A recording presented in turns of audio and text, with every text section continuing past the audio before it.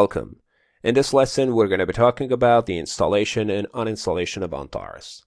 Antares is a 3D web application that is built to create 3D slideshows, 3D web pages, and full 3D websites. This application is available for WordPress as a plugin now. For more information about it, you can visit arashstart.com/Antares. Now let's get started with the installation.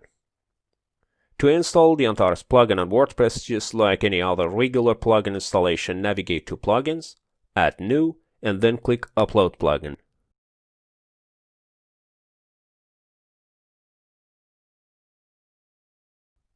Then choose the Antares zip package and at the end click Install.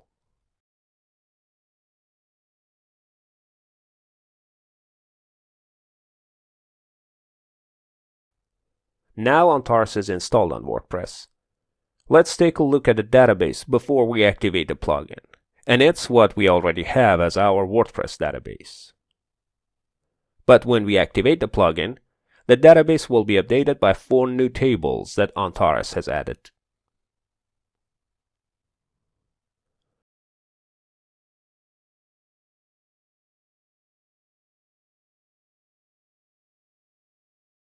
After activation, the Antares link appears on the WordPress site menu as well.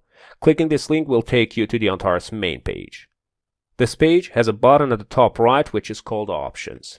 When this button is clicked, a window pops up and provides an option to either keep or drop the data from the database on uninstallation. If it's turned on, the data will be kept even after the uninstallation. But for now, we want to see what will happen if we uninstall Antares having this option turned off.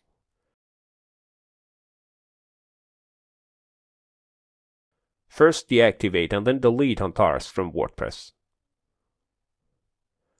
Now Antares drops its tables from the database on uninstallation, and the database looks like just before installing the plugin.